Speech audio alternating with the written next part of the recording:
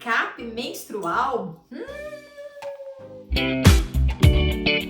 Olá, eu sou Maria Angélica, a Nutri das Mamães e a CEO com muito orgulho da Bever Underline Suplementos, uma linha desenvolvida para vocês. Vocês fazem parte da nossa história, então nos conheçam nas redes sociais também.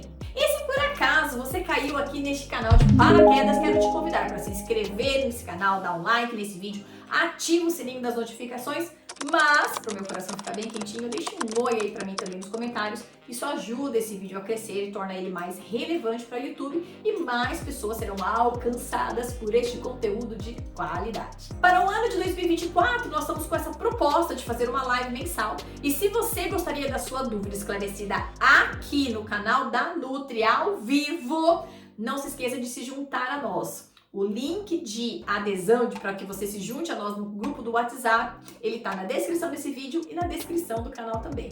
Basta se juntar uma vez por mês, o grupo fica aberto e você pode colocar a sua dúvida e ela será esclarecida aqui. Esta é uma das questões mais intrigantes para muitas mulheres que estão no processo de tentativas para engravidar. Até porque quem está aqui comigo há bastante tempo sabe que se há algo que eu sempre trago como sendo estratégico, importante para você conseguir o seu positivo, é conhecer o teu ciclo menstrual. Mas e aí que tem um escape no meio? O que está acontecendo? Gente, escapes nunca são naturais.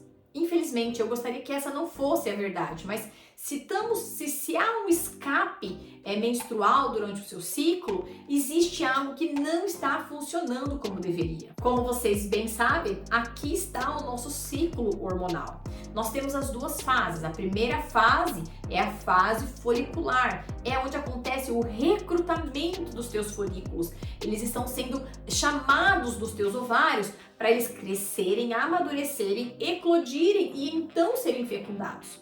O momento da eclosão é exatamente neste pico hormonal, onde eu tenho esse gráfico fazendo uma grande curva acentuada.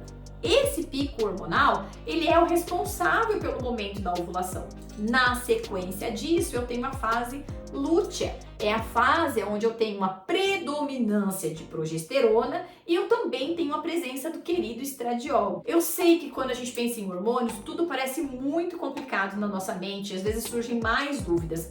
Mas uma coisa que eu preciso que vocês entendam é um ciclo. Isso é cíclico, ou seja, ele acontece de maneira repetida. A partir do momento em que eu tenho uma quebra nessa produção hormonal, eu interfiro em todo esse ciclo, trazendo prejuízos para ou uma espessura endometrial, ou a qualidade desse folículo, ou às vezes a própria nidação não acontece como deveria, ou ainda, o que é o pior de todos os cenários, acontece a fecundação, acontece a nidação, mas o seu corpo já dava indícios antes de que a tua produção hormonal não era maravilhosa. E aí na gestação teremos problemas também. Então sempre estejam muito atentas. Qualquer alteração no teu ciclo hormonal, é preciso procurar ajuda, avaliar, investigar se não há nada que ficou despercebido ao longo de toda a tua jornada. Trate disso antes de iniciar as tentativas para engravidar. Eu sempre digo também, pior do que um positivo é uma perda gestacional. E eu tenho certeza que você que já passou por uma perda concorda comigo. Mas então, se está acontecendo um escape, o que é que pode estar acontecendo aqui? Vou elencar algumas coisas para vocês. A primeira delas faz associação direta com o ciclo hormonal que nós acabamos de ver. Quando nós não temos um corpo lúteo forte, um corpo lúteo que foi formado depois da ovulação, é uma estrutura que consegue fazer, em questão de horas, a quantidade de progesterona no nosso corpo começa a subir. E a progesterona, ela é o hormônio responsável pela manutenção da gestação. A progesterona traz o equilíbrio para a função do estrogênio, do estradiol. É isso que a gente precisa entender. A gente tem a demanda do estradiol para fazer com que essa ovulação aconteça, para fazer com que essa espessura endometrial esteja perfeita para receber o embrião, mas é a progesterona que traz o equilíbrio, que manda ela silenciar para que esse corpo não fique em um processo de expansão o tempo inteiro. E quando eu digo expansão, é porque exatamente neste período pré-ovulatório e até antes da menstruação vir, quando eu tenho uma predominância estrogênica, eu tenho mamas inchadas, eu fico me sentindo mais inchada, às vezes eu tenho dor de cabeça. São parâmetros de uma predominância estrogênica, que é proliferativo, faz os tecidos todos crescerem. Quem faz isso equilibrar é a presença da progesterona. A partir do momento em que eu não tenho um corpo lúteo, ou seja, o amadurecimento do meu folículo não aconteceu como deveria, o meu corpo lúteo é fraco. Ah, Maria Angélica, mas eu ovulei, por que eu não engravidei? E muitas vezes o seu óvulo não era um óvulo de qualidade. E isso é um aspecto, inclusive, protetivo para a humanidade. Porque se óvulos não forem bons, aumenta o risco de termos bebês com malformações fetais, com problemas no seu desenvolvimento, o que não é interessante para a manutenção da vida da humanidade. Então é natural que o corpo rejeite esse óvulo que foi liberado. Mas, sobretudo, um óvulo de baixa qualidade, baixo corpo lúteo, baixa progesterona, escape menstrual. É necessário, primeira coisa, que você esteja alinhada ao teu ciclo menstrual para avaliar se esses escapes não se tratam realmente de um padrão hormonal inadequado. Mas nós temos também outras questões que precisam ser avaliadas aqui. Um outro aspecto interessante é uma própria endometrite. A endometrite, gente, é uma inflamação desse endométrio.